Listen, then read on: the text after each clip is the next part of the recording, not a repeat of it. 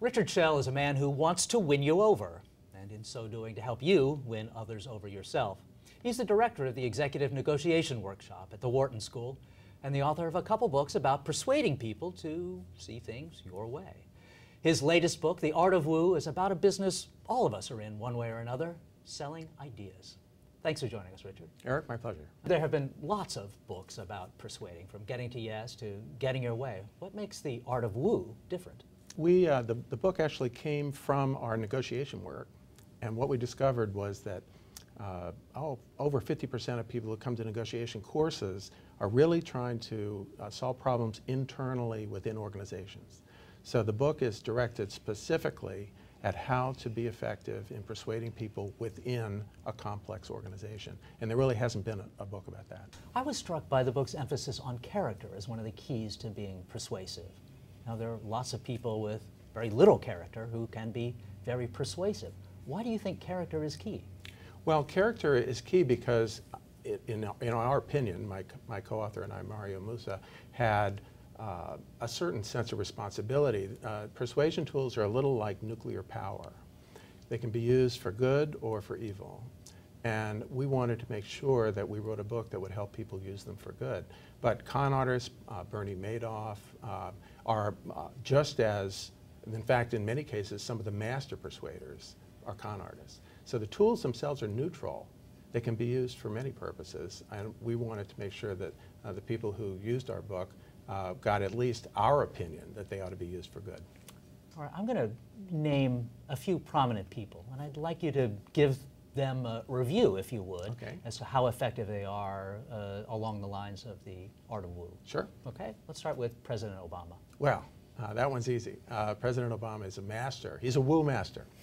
And his ability to show passion and commitment, but at the same time to craft a message that the audience will be particularly likely to hear, that balance factor, is just exquisite.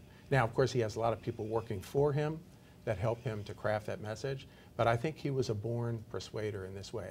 If you've read his biography and his autobiography, it's clear to me that he came by this skill the hard way. He really had to go through a lot of self-examination in his youth, his own identity, and that, I think, made him acutely aware of the social environments that he's in. Here's a person who's probably not a born persuader, but has been thrust into the position of having to persuade. Bernanke. Okay.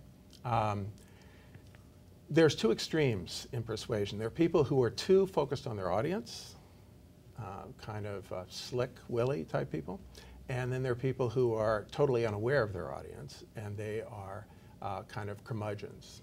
Bernanke is a little closer to the curmudgeon side, but in a way that's the perfect persuasion style to be adopting in his particular political role, because people want to hear what he's thinking, and they don't want to see him crafting a message for different audiences. They want to hear the voice of authority, and I think he's been pretty effective in using that voice. Jim Cramer.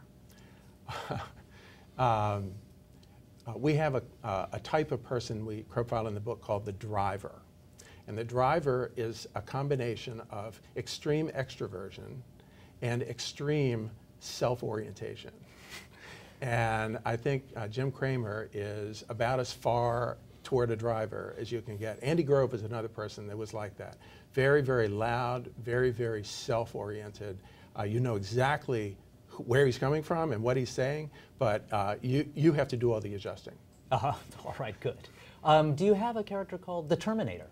How would you review Governor Schwarzenegger? You know, Schwarzenegger is a very interesting case because he was trained as an actor. So like Ronald Reagan, I think he has a certain capacity to be audience-oriented, but he was an actor for a particular type of role, which was a very Terminator type of role, a very obvious self-oriented role. And so I think he's stuck with that. And so he's a little more on the Bernanke side, but with a little more craftiness. But I think, part of the problem when you're governing essentially a country like California is there's so many constituencies. And an Obama skill will take you further, I think, than Schwarzenegger or Bernanke will when the going gets tough, as it is here. And of course, there's a limit to persuasion skills. When you're in a bankrupt economy and your state has no tax revenues, it really doesn't matter how persuasive you are. You just got a big problem. And an Austrian accent will only take you so far. Right. Richard, thanks for joining us. My pleasure, Eric. This is Eric Schurenberg for MoneyWatch.com. Thanks for watching.